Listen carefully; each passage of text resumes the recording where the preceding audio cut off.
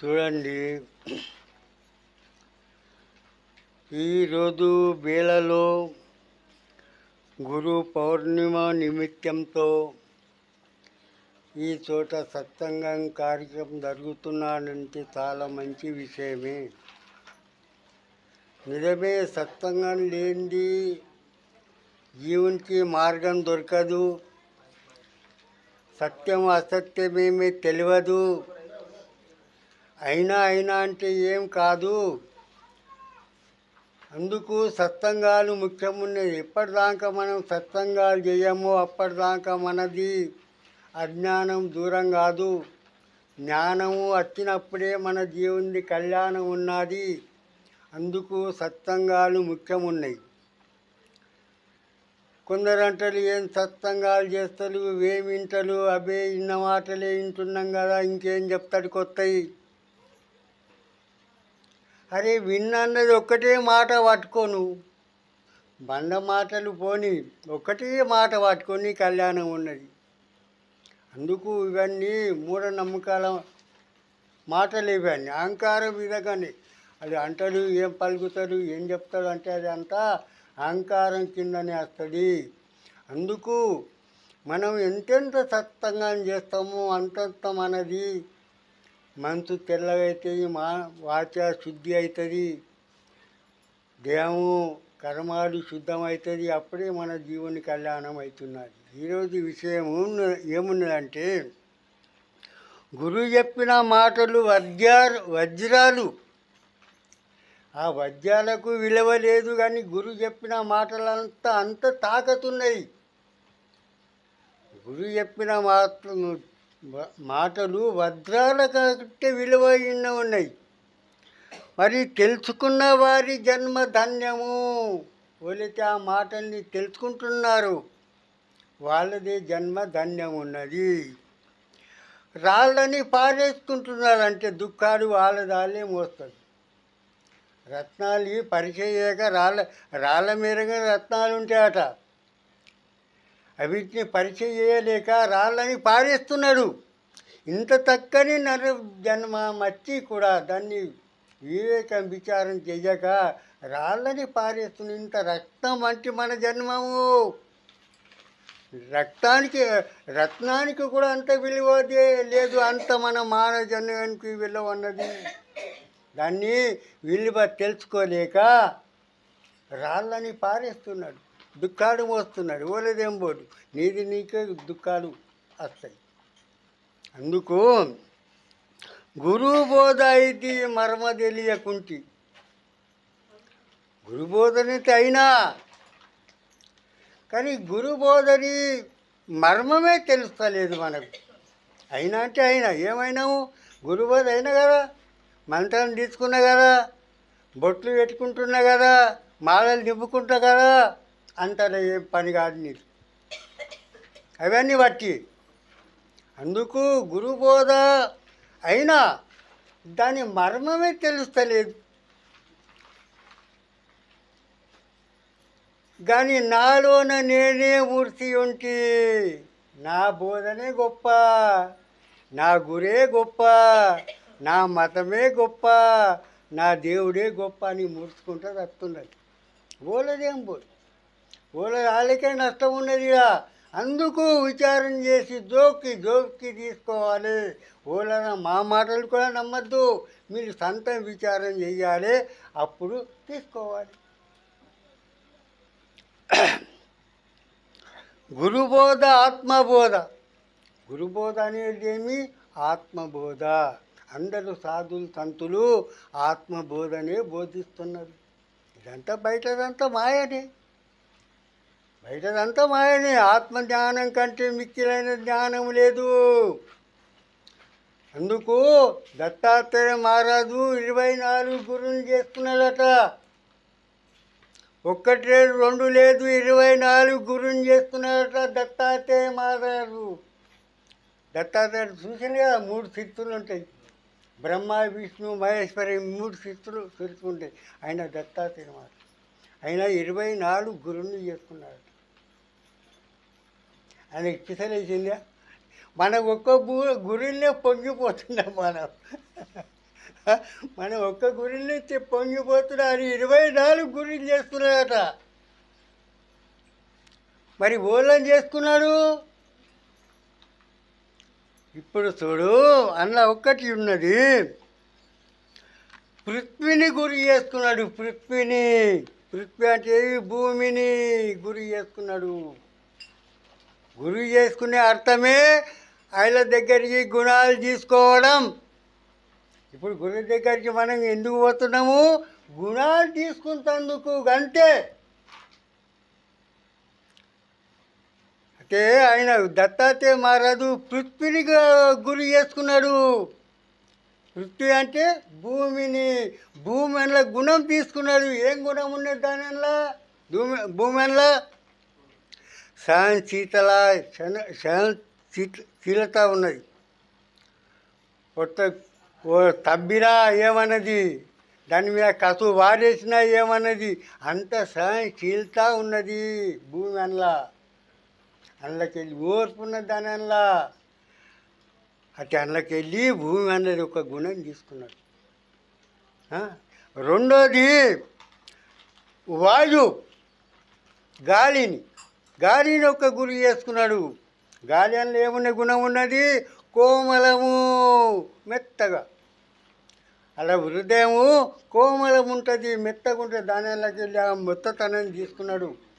మనల్ని కఠోరం ఉండద్దు, మెత్తతనం ఉండాలా. అది మెత్తతనం తీసుకున్నాడు. అందుకెళ్ళి గాయు అందులోకి గుణం మెత్తతనం తీసుకున్నాడు. మూడోది ఆకాశం ఎట్లా ఏమిటికి అంటకున్నది అట్లా ప్రపంచంలో ఉండి ఆయన కూడా అంటక ఉంటాడు. ఆకాశం గుణం, ఆకాశం ఎట్లనే ఏమిటికి అంటి లేదు. అది ఆధారంలో దాన్ని ఏం గుణం తీసుకున్నాడు? అది ఆకాశం ఏమిటికి అంటి లేదు. ఆ విధంగా సంసారంలో ఉండి కూడా ఆయన అంటక ఉంటాడు. అది ఆకాశం గుణం తీసుకున్నాడు. మరి నాలుగోది జలం అంటే ఏమి? నీళ్ళల్లో భేదభావం లేదు. ఆ నీళ్ళు అనేవి ఇది పాపాత్ముడి నా నీళ్ళు తాగద్దు, ఇది పుణ్యాత్ముడి నీళ్ళు ఇస్తా అది అన్నది, ఇది పాపాత్ముడి నాలో స్నానం చేయొద్దు అన్నది. దాంట్లో భేదభావం లేదు. అయితే ఆ జలంది ఒక గుణం తీసుకున్నాడు. జలం అన్నది. మరి ఐదో గురువు అగ్ని ఏం తాకతున్నాయంటే అన్నిటినీ భస్మం చేసే తాకతున్నది అజ్ఞంలో. ఏం గుణం ఉన్నది? ఏం ముందట వచ్చినా దాన్ని భస్మం చేసేటి తాకత్ అగ్గిలో ఉన్నది. అందుకు మన కామ గుణాన్ని, విషయ వికారాన్ని జ్ఞానాగ్నితోని దాన్ని భస్మం చేసిన వాడు అగ్ని గుణం. మరి ఆరోది చంద్రుడు అంటే శీతలము, చల్లదనం ఉండే చంద్రుడు అయిన చల్లదనం అలా చంద్రుడు అందులోకి వెళ్ళి ఒక మన శీతలం. ఎవరేమన్నా అవి ఓప్య శీతలం అంటే ఓప్య, అది చంద్రుడు అందులోకి వెళ్ళి తీసుకున్నాడు. మరి ఏడో సూర్యుని ప్రకాశం అంటే మనలోన అంధకారం ఉన్నది మొత్తం సూర్యుడు వెలుగు చేస్తాడు. మన అంధకారం ఉన్నది, అజ్ఞానం అంధకారం ఉన్నది. ఆ సూర్యుడు మనల్ని అంధకారం వెళ్ళి దూరం చేస్తాడు సూర్యుడు. మరలా ఎనిమిదో పారపిట్టలట. అవి కలిసి మెలిచి ఉంటాయట. అవన్నీ రాగదేశాలు లేవు, అన్నీ ఒక చోట కలిసి మెలిచి ఉంటాయట పారపిట్టలు. అట్లా మనం కూడా అందరితోని కలిసి మెలిచి రాగదేశాలు దూరం చేసి కలిసి మెలిచి ఉండు. ఇది పారపిట్టల అన్నకెళ్ళి ఒక గుణం తీసుకున్నాడు. మరలా పింజరపాము ఉన్న దానిలో సంతోషం ఉంటున్నది. పింజరపాము అది ఏం ముందట వస్తే అదే తింటున్నది. అది దొరకకుండా పర్వాలేదు, ఉన్నా పర్వాలేదు, అట్లా దానికి గుణం ఉన్నది పింజరపాము జట. దానంలోకి వెళ్ళి సంసారంలో ఏదన్నా వస్తువు ఉన్నా లేకున్నా దాని మీద ఆశ్రయిస్తాం, ఆశ్రయిత్తం చేసింది. అది పింజర పానంలోకి ఒక గుణం తీసుకున్నాడు. మరో 10ది సముద్రం. వర్య వాగులు, గంగలు, నదులు అన్నీ సముద్రంలో ఇమ్మే పెట్టుకుంటున్నది. దాన్ని హద్దు మీరకుంటుంది. ఎన్ని నీళ్ళు పోయినా హద్దు మీరది సముద్రము. దానివల్ల అంతా ఓపిక ఉన్నది, అన్నిటిని ఇమిడించుకొని ఓపిక ఉన్నది. అట్లా అవి సముద్రం మనంలోకి వెళ్ళి అన్ని ధరాల అన్నీ మనకు ఓర్పులు మనల్లా ఉండాలి. అది సముద్రం దగ్గరికి ఒక గుణం తీసుకున్నాడు. మరో ఈసుళ్ళు అనగా అవి ఎట్లా ఆనబడ్డప్పుడు ఈసుళ్ళు వెళ్తాయి, అగ్గిలా భస్మమైపోతున్నాయి, అగ్గిలా పడుకుంటా భస్మమైపోతున్నాయి ఈసుళ్ళు. అట్లా భక్తిరాడు మగ్నమైపోతున్నాడు. ఆయనకి సత్యేది కూడా భయం ఉన్నది. ఆ ఈశ్వరులకు అలా సత్తున్న భయం కూడా లేదు ఈశ్వరులకు. అట్లా వాడు కూడా భక్తిలో నిమగ్నమైపోతాడు. ఆయనకి భక్తిలో నిర్భయం, భయం అన్నది ఏమున్నది. అందుకు భక్తిలో నిర్భయం కావాలి. భయం ఉన్నవాడు భక్తి చేయలేడు. భక్తికి నిర్భయం కావాలి.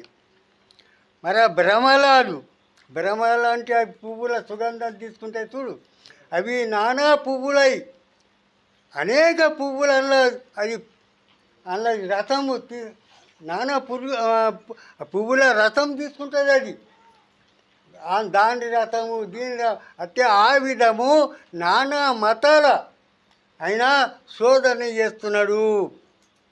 ఆ ఈగలు ఎట్లా ఈ పువ్వు మీద అంటే ఆ పువ్వు అంటే ఆ పువ్వు ఎట్లా కూర్చుంటే అవి అనేక పువ్వుల్ని రసం తాగుతావు, అట్లా వీడు నానా మతాల అంత శోధన చేసుకుంటాడు. శోధన చేసుకొని సత్యమేమో దాన్ని తీసుకుంటాడు. అది భ్రమణ నుంచి ఒక గుణం తీసుకున్నాడు.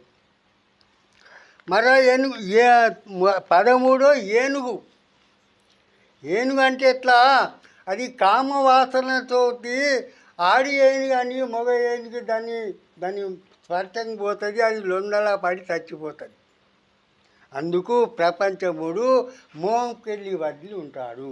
ఆ ఏనుగు అక్కడి నుంచి మోహం కూడా వదిలి ఉంటాడు ప్రపంచంలో. మరో 14 తేనె ఈగలు అంటే దుంకెచ్చ ఈగలు. అవి సంగ్రహం చేస్తాయి, మరి ఒక్కోడి తింటాడు. అవి ఎంతో శ్రమలు పడి సంగ్రహం చేస్తాయి తేనెని అని ఒక్కోడే దాన్ని తినిపోతాడు. అట్లా అగాధం సంగ్రహం చేసిన వాడు కూడా అవి ఒక్కోడి కోసానికే ధనం అయితే ఆడి తినలేడు. అందుకు సంగ్రహము, ధనంది సంగ్రహం కూడా ఎక్కువ లోబి కూడా అది కూడా పనికిరాదు.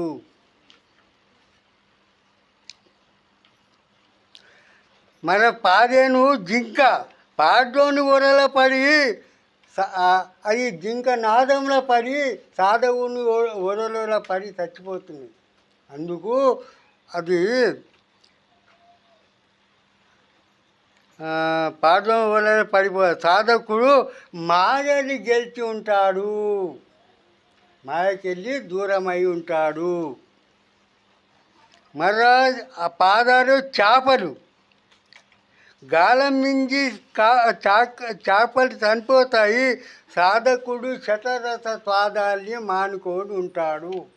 స్వాదాల వశమేగా చచ్చిపోతున్నాయా జిమ్మ, తింటా అని కూడా చచ్చిపోతున్నాయి కదా. అందుకు సాధాన్ని మాడుకొని ఉంటాడు సాధకుడు. ఏం ముందట వచ్చినా అదే సంతోషం ఉంటుంది. ఇది కావాలా అది కావాలి అది అని దగ్గర ఉన్నది. ఏం ముందట వచ్చినా అదే సరి, ఇది కావాలి అది కావాలని ఉన్నది. అట్లా సాధాన్ని ఆయన గెలుచుకొని ఉంటాడు. పింగళ వేష, ఒక వేష ఉంటుంది. అది పొద్దున్నాక తెల్లన్నాక కొని తోద చూసుకుంటా చేస్తా, ఈడొస్తాడు ఆడొస్తాడు ఈడొస్తాడు ఆడొస్తా అనుకుంటా తోద చూసుకుంటూ పోతా. దాన్ని 2 రాత్రులు కూడా గడిపోతాయి, ఒక్క గిరాకీ దాని దగ్గర రాడు. అప్పుడు దాని అలా వైరాగ్యం వస్తుంది. ఇది ఏమనబట్టే ఈ చనిపోయే దేని కోసానికి నేను ఇంతనే నిద్రకి వచ్చి ఉంటున్నా అట్లా అనబట్టే మరి వైరాగ్యం వచ్చింది దానిలో. దానిలోకి వైరాగ్యం నిర్మాణం చేసుకున్నది పింగళాన్ని. తాంబేలు, అది తాంబేలు ఎట్లా తన ఇంద్రియాన్ని అద్భుతం చేసుకుంటుంది. ఏమన్నా ముందట ఏమన్నా దానికి ఒకడు కొట్టడానికి వచ్చిందనుకో, ఏమన్నా దాన్ని ఘాతంగా చేయటానికి వచ్చిందనుకో, దాన్ని కాళ్ళు చేతులు తలక అంత లోపల పెట్టుకుంటారట. మీదికెళ్ళి ఎంత కొట్టినా అది దానికి ఏం కాదట. కత్తితో నరికిన అవి దాళ్ళు దాన్ని ఎన్నివే చేస్తారు కదా దాళ్ళు, గట్లా అది ఇంద్రియాన్ని తన అదుపులో చేసుకొని ఉంటాడట. అట్లా ఈ సాధకుడు కూడా తన ఇంద్రియాన్ని అదుపులో చేసుకొని ఉంటాడు. మూర్తికాడు 29 మూర్తికారుడు. మూర్తికాడు ఎట్లా లక్ష్యం పెట్టుకొని ఉంటాడు. ఎక్కడ చూపు ఉండదైనది, ఎక్కడ లక్ష్యం ఉంటుంది, ఏకాకారం ఉంటుంది అనంద. ఆ మూర్తిగా మగ్నమైపోతాడు. అలాగా భక్తిలో వాడు మగ్నమైపోతాడు. పిసిరిగాయ పురుగు ప్రయత్నం చేసి బయట వెళ్తుంది. అన్ని కొనలకి అన్ననే చచ్చిపోతాయి కొన్ని. అందుకెళ్ళి ఏ ఒక్కటే ప్రయత్నం చేసుకొని బయట వెళ్ళిపోతాయి పిసిరిగాయ పురుగులు. ప్రయత్నం చేసిందే బయట వెళ్తుంది. ఇక అది పండుకుండా హాయిగా అంటే అది అన్ననే మురిగిపోయేది. గట్లా దాని అక్కడి నుంచి ప్రయత్నం దానిలోకి వెళ్ళి తీసుకున్నాడు. కుమ్మరి పురుగు మట్టిలోన ఉండి మట్టికి అంటకుంటుంది. అట్లా ప్రపంచంలో ఉండి ప్రపంచంలో అంటకు ఉంటాడు సాధకుడు, భక్తుడు. అది పిసిరిగాన్లకి వెళ్ళి తీసుకుంది కుమ్మరి పురుగు. 22 సింహము, పులి ఎవరికి భయపడకుంటుంది. అట్లా సాధకుడు ఎవరికి భయపడకుంటాడు, నిర్భయమై ఉంటాడు. సాధకుడు ఎట్లా భయం అన్నది ఓలద్దే ఉన్నది. ఆయనకి తనలో తాను తీరమైనప్పుడు ఆయనకి ఎవరి భయం లేదు. ఆ దేవుని భయం లేదు, యముని భయం లేదు, ఎవరి భయం లేదు. అట్లా భయం విడిచి ఉంటాడు తీవ్రంగా. బాలుడు ఎట్లా పుట్టినప్పుడు దేవుడు రూపంగా భూమి మీద వస్తాడు. పుట్టినప్పుడు బాలుడు దేవుని రూపంగా భూమి మీద వస్తాడు. అందుగా బాలుణ్ణి అందరూ మెచ్చుకుంటారు, అందరు ఎత్తుకుంటారు, అందరూ ముద్దించుకుంటారు. అలా భేదభావం ఉండదు. అందరూ ముద్దించుకుంటారు, గుర్తిస్తుండే. అదే అంటే దేవుని రూపంగా ఉన్నాడు కాబట్టి ఆయనలా భేదం ఉండదు. మరి బాలుడు నేను పాలలాగా కలుదాగా తాగుతా అంటాడా? నేను మాంసం తింటా అంటాడా? రాగదేశాలు ఉంటాయా? నాది ఈ మతం ఆ మతం అంటాడా? ఏమన్నాడు? దేవుని రూపంగా ఉన్నాడు. అందుకు బాలుడై అయినోడు. మరి గురి దగ్గరికి పోతున్నాం, బాలుడు అవుతున్నాం కదా మనము. గురువు దగ్గర ఎందుకు పోతున్నాం మనం? గురువు దగ్గరికి తంటి పిల్లలు కాతందుకు. అదే తెలుస్తలేదు.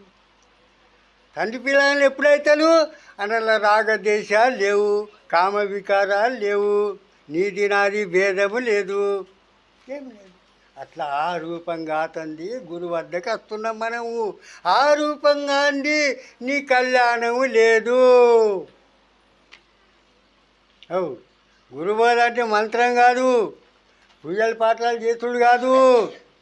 మన దుర్గుణాలన్నీ తీసుకుంటుంది. గురువు దగ్గరికి పోతున్న గురువు దగ్గరికి ఉన్న గుణాలు తీసుకుంటుందికే గురువు వద్దకు పోతున్నాం మనం. మరి హంతము అంటే ఎట్లా? ఈ పాలని నీళ్ళని వేరు వేరుగా చేస్తుంది అమృతము. దాని దగ్గర ఒక కోపెడు నీళ్ళు పెట్టు, ఒక కోపెడు పాలు పెట్టు, అది పాలే తాగుతుంది, నీళ్ళు ఉంచిస్తుంది. దానిలో అంత తాకతున్నాయి. మనం తీస్తాం పాలని నీళ్ళని వేరే చెత్తమా? చెయ్యలేము. అట్లా హంసం గుణం తీసుకున్నాడు. దాంతో సత్యమేమి అసత్యమేమి అన్నది హంసని గుణం తీసుకున్నాడు. మేము సత్యం అసత్యం ఎప్పటిదాకా మనము తెలుసుకోలేము, అప్పటిదాకా మన కళ్యాణం అయ్యేది కాదు. అయితే గురుబోధ ఆత్మబోధ నీ చూపు బయట లేదా? గురుబోధ ఏం చెప్తున్నది? దేవుడు నీ అందులోనే ఉన్నాడు. ఏమంటున్నాడు దేవుడు? గురు నీ అందులోనే ఉన్నాడు. మన చూపెట్టున్నది. మరి గురు మాటల మీద ఉన్నావా? కాబట్టే దుఃఖాలు మోస్తున్నావు. నీకు దుఃఖాలు ఇచ్చేటోడు ఓడు లేడు. నీ చేత నువ్వే దుఃఖాలు మోస్తున్నావు తెలుసుకోలేకని. గురి చేసుకున్నప్పుడు గురువు మాటల మీద ఉండాలనా లేదా?